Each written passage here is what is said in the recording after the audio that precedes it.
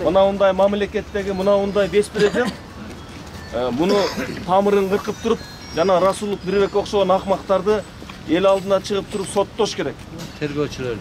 Өзүңөр жакшы билесиңер, тиги баягы Раматлык Медет Садыркуловду 3 адамды кандай мыкаачылык менен өлтүрүп өрттөгөнүн билесиңер. Анын баарын жана Мелис Турганбаев баштаган МВДнын күчтүү оперлери баарын таап чыгып далилдеген. Ошону Бакиевдин убагында заказын аткарып туруп, жок бул жөн эле анча-мынча ДТП болуп калды деп жаап таштаган. Кыргызстанда агын ак, көгүн көк деп элге чагылдырып, элдин калың катмарына жеткирип жүргөн күчтүү журналист Геннадий Павлюкту Алматада аябай сабап туруп, 6-чы этаждан өлтүрүп, ыргытып жиберген Алдаяр Исманкулов деген кореец бала КГБда иштеген. Аты жөнү кыргызча. Өзү кореец, Максим Бакиевдин жакын досу болгон. Мына ошону дагы МВДнын оперлери кармап келгенде, аны дагы ары бери жамсалап туруп жок кылган. Ошол Мирбек Расулов. Бүгүнкү күндө башкы прокуратуранын эң башкы тергөөнүн жетекчиси болуп турат. Мына ушундай 2014-жыл менен 2015-жылдын ичинде 4500 мыйзамсыз кылмыш ишин козгогонун Жогорку Кеңештин депутаттык комиссиясы тастыктап чыкты. Бул 4500 запкы жеген үйлөр, кайгыга бөлөнгөн үй бүлөлөр. А булар эмне үчүн ал иш кылмыш ишин козгошту? Бир гана жолу чучугуна чейин болгон, тапкан, ташыган үйүндө бир мүчө күндөн бери тартып алып, соруп кетүү. Башка эч кандай ал жерде тыянак жок. Эгер 4500 кылмыш иши козголуп тастыктаган болсо, 4500 адам камалыш керек эле да. Кылмышын ачып, алып кел акчаңды, алып кел малыңды деп талкалап, ушунун айынан былтыр 2016-жылы январь-февраль айында 1500 чоң жана кичине ишкана жабылып кетти, туугандар. 6 жылдан бери 1,5 миллиард доллар болуп, Кыргызстандын бюджетинин таңсыздыгы 50% жок. Мына пособиябыз көтөрүлбөйт, пенсиябыз көтөрүлбөйт, бардыгы кыйын акыбалда такалып турат, туугандар. Мен эмне үчүн камалып аттан билесиңер? Кыргызстандын келечеги 50 жылда эл жаңы, 70 жылда жер жаңы дейт. Дүйнөлүк глобалдаштыруу заманында Кыргызстан жок болуп кетүүчү мамлекет. Бирок ошону дагы бир миңдеген кылымга сактап калалы. Биздин кыргыз балдарыбыз эртең башка улуттун, башка элдин мектептеринде окуп калбасын. Башка тилдерге, башка элдерге баштары сунулуп чөгөлөнүп калбасын деп, кыргызымдын келечеги үчүн деп чуркап жүргөн адаммын мен. Бул популизм эмес, бул истина. Мен 54 жашка келдим. Алла буйрса канча жашайм билбеймин. Бирок артымда бир жакшы сөз калса деген гана адаммын.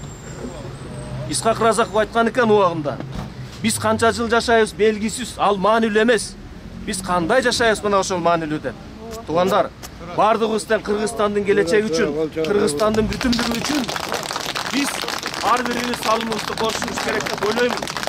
Манас эпосубузду 4 жыл мурун айтылуу чиновниктер, айтылуу министрлер кайсы мамлекетке сатып жок кылганын билесиңер. Мына ошону 3 жыл бою дээрлик самолетто октоп жүрүп, эли журтума кайтарып келгениме мен өмүр бою Алла Таалама жана өзүмдүн ичимдеги патриоттук сезимиме ыраазымын деп жүрөм, туугандар. Кудайым буйрса, көбү бул биздин маданиятыбызга эле байланышкан маселе деп түшүнүшү мүмкүн. Кеп андай эмес.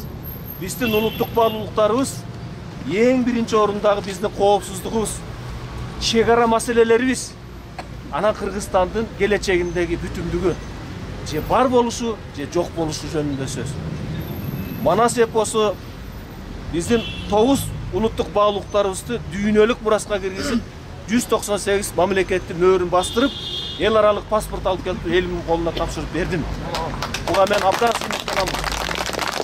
Мына бүгүнкү күндө урматтуу туугандар, биздин көлдүн башындагы Хан Теңиридеги 645 миллиард куб мөңгүбүз Кыргызстандан bir жылда 55 миллиард куб таза суу агып өтөт. Ошонун 7 гана процентин эли эсептеп колдонот. Ташрабат, Шах Фазил, Өзгөн Бурана ушулардын бардыгын дүйнөлүк мураска киргизем деп чуркап жүргөнүнүн себеби бул чегара проблемасы туугандар. Кыргызстанда бүгүн 70-тен ашык чегара проблемасы бар. Жылына 3000 гектарды жоготобуз. Илгери Кыргызстандын улуу каганаттуу убагында Ташкенттен баштап Үчтурфанга чейин Кыргызстандын жери болгон. Мына бүгүн кайда отурабыз? Андижанда 2 миллион кыргыз Өзбектин паспортун алып ошол жакта отурат. 30 уулдун балдары. Айласы жок. Арпачиев боюнча Бүгүн туугандар.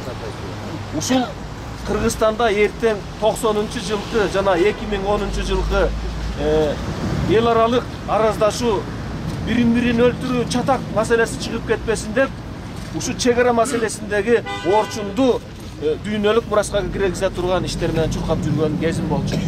Бул ошончолук мамлекет мөөр басса, ошончолук биздин чегарабыз бекит туугандар. 1930-жылкы гана бир барак документ бар бизде.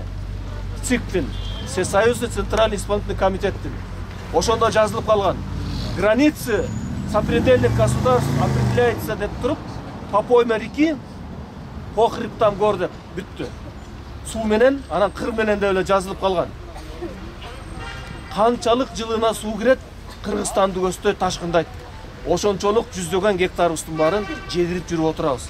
Мына былтыркы эле 2006 менен 2007-жылкы эле 5000 гектар чүй менен таластан башка мамлекетке кетип калды.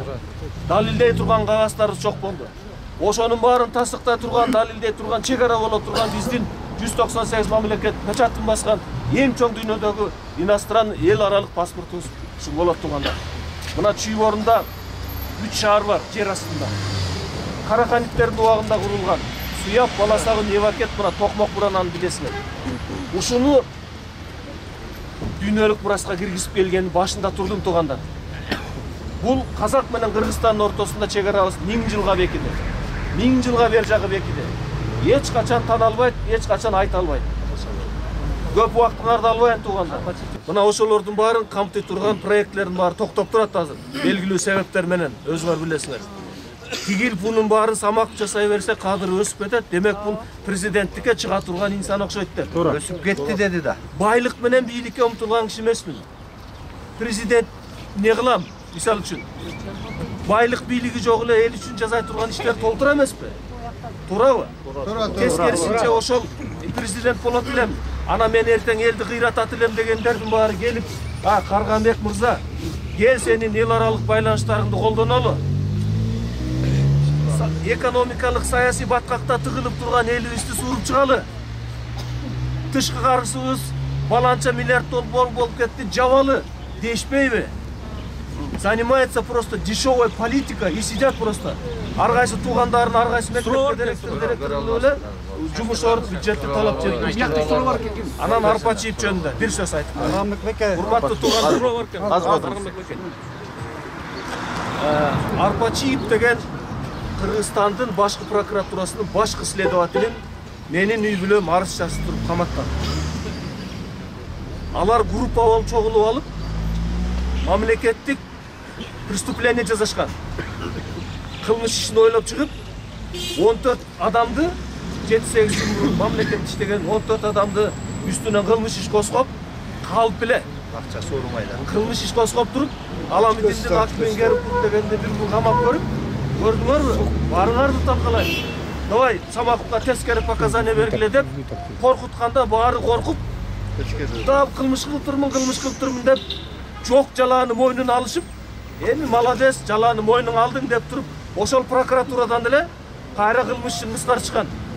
Кылмыш иши ачылса сот гана кыскартат же барга жокко чыгарат.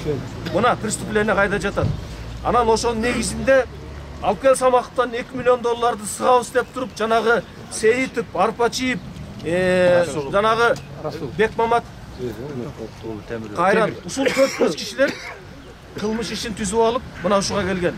үй жайымды жөн койбой, үйүм астында пикет уюштуруп, жана эл аралык розыска жүргөн Нурлан Асанов дегенди алып келип, эшигимдин алдына келип туруп ар кайсы искусственный немелер жасагандан ушунчалык президентибиз коррупция менен күрөшүп атса, башкы следователь ушинтип коррупционер болуп атса деп мен жетекчилерге айтып туруп, арызын жаздыртып туруп каматканбыз.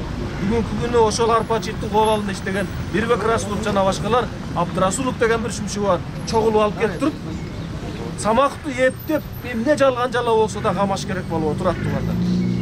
Мен андан бир тиын да коркпоймун. Чымын чакканда да сезбейм. Алла берген өмүрдү Алла Таала алат. Мен эч кимден коркпоймун. Бир гана эли журттун бүгүн эли журттун ушу калыстык үчүн чыгып келип байланайын, кандай калыстык кайда деп акыйкатты да Аллах жараткан. Ошо Аллах акыйкат үчүн келип турганына мен абдан чоң ыраазычылык билдирем. Бар болгула, аман болгула, үй бүлөңөрдө бакыт болсун. Самага бакталсын.